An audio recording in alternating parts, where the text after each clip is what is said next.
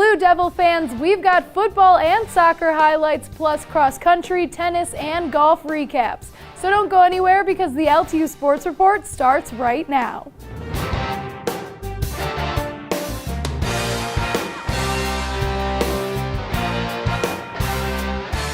Hello and welcome to a brand new installment of the LTU Sports Report, which is presented by Lawrence Tech and sponsored by Henry Ford Sports Medicine.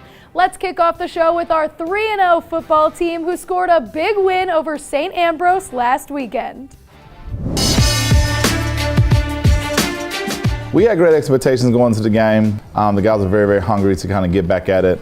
We wanted to go out and just execute on the field. And we knew that we had a very good opponent coming in, someone we had great respect for, and kind of an established program. So we needed to do those things that we needed to do to win the game.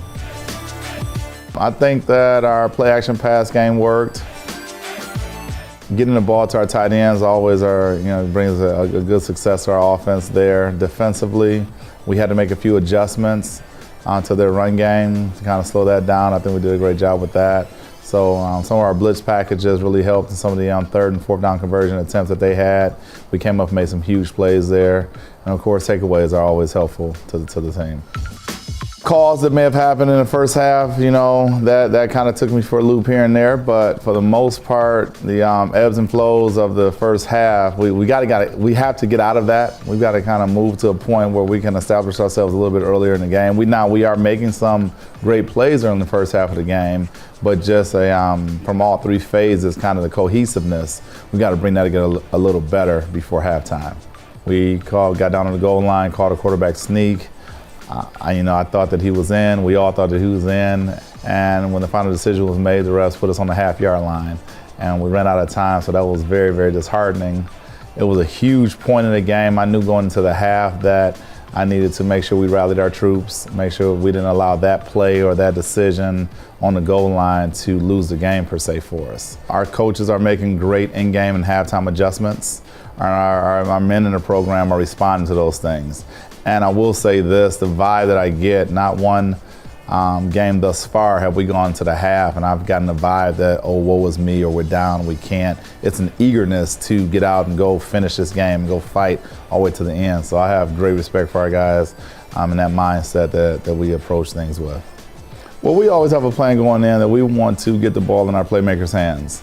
And some things within the game, play calls, the flow of offense, it's a rhythm, it's a feel, who has a hot hand, depending upon the schemes that we're facing defensively. All those things kind of play into how things unfold. But we're just blessed that we have multiple guys who can make plays for us in times of need. And that's a huge thing to have right there, an asset and a resource for us to have, that we're not locked in on just one guy to make a play. Our guys they're eager and they're chomping at the bit for every next opportunity. So we have a 1-0 per week mindset. We're not looking ahead, we're not looking behind. The things that we need to do for that opponent, that's what we're setting out to do, so we can, kind of keep the streak going. But most importantly, we're focused on us. And we know those things. We've got tons of things we need to improve upon and we're working on daily. We are really, really driving home the finite details of the game. Little things from penalties. They've hurt us a little bit in these 3 games. Miscues here and there. Those things, we just want to kind of close the gap on those things, because we understand as our schedule grows and we move forward, deeper into our schedule, that margin of error is going to be, slimmer and slimmer each week. The LTU cross-country teams competed in the 2021 Knight Rider Invitational on Saturday morning. Out of 10 teams to run, LTU men were able to finish in 4th place, while the women finished in 5th out of 8 teams.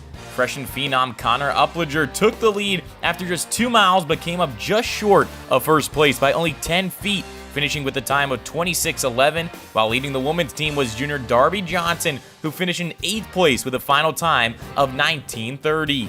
The men and women's next cross-country match is Friday, September 24th in Findlay, Ohio for the Findlay Invitational. This match is set to begin at 8 a.m. Hello, I'm Candace, and with me now I have dance coach Lauren, and I also have the captain of the dance team, Sam Baxter. Sam has been the captain of the dance team here at Lawrence Tech for 3 years now. So tell me, how would you say that the season is going now that you've actually captained the team through the pandemic and now that you guys are finally back out on the field again? Yeah, it is nice to have a full season this year without having COVID cutting it off. But we've done a lot of preparation. We had camp before classes, and so I feel like we're pretty ready for game day as well as competition season coming up. Excellent. So how do you think that the new girls this year with the freshmen and then the people who joined during the pandemic have kind of merged with the existing team? I feel like we're a family on this team. We all like each other. I heard that you guys are actually hosting the WAC conference. Yes, it's a first thing for us. We're really excited. This will be dance's first year as a varsity sport with the NAIA, and we were lucky enough to get the bid to host the WAC conference. So you got to host it your first year in competition. How did that happen? Alphabetically. Concordia hosted last year and L was next, so that's how we got it. But I'm super excited. I've been working really hard with athletics and then other sports to see like how we actually host it. So we'll have the main competition plus our All-American routines. Okay, excellent. Well, we have a lot to look forward to from the dance team this year as well as a cheer team in the making. So tell me, how are the two kind of intertwined? So we do sidelines and we'll do like homecoming together. But right now we are just really working on getting cheer built up in numbers. But they are awesome. The three girls that are starting out right now, they're definitely setting big shoes for everybody to come in. Excellent. Well, then I'm excited for the team to fill out, and I'm excited to see what the dance team has this year. Finally, that we have you guys back on the field. Thank you for joining me. I'm Candace, and let's go Blue Devils. Lawrence Technological University's men's and women's tennis teams traveled to Ohio to compete against John Carroll University, with the women's team winning 6-1 and the men's taking care of business and sweeping the Blue Streaks 7-0. Luca Roth and Alex Rahal dominated their doubles match to start off the day with a 6-1 win. Then for the women, Sam Weber and Angela Anderin were dominant, going 8-0. The next men's tennis competition is Thursday, September 30th in Marion, Indiana, where they will play at the ITA Regionals while the women's team prepares for Saginaw Valley.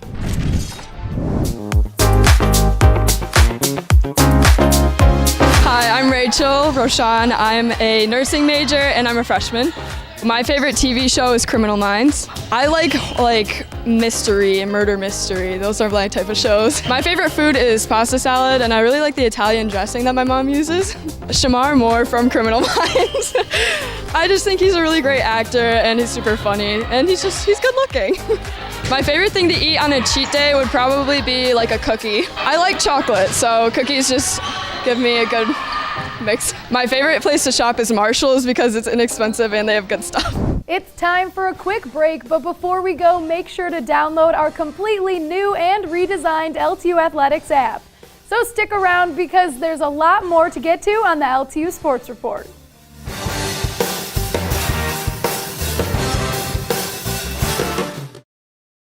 We view technology a little differently at Lawrence Tech's College of Architecture and Design. We believe it makes lives better, more beautiful, that it enables people to connect and empowers them to create. We see technology as a reflection of people at their best, and that it should be designed to make us more human, not less. Come redefine technology with us at LTU's College of Architecture and Design.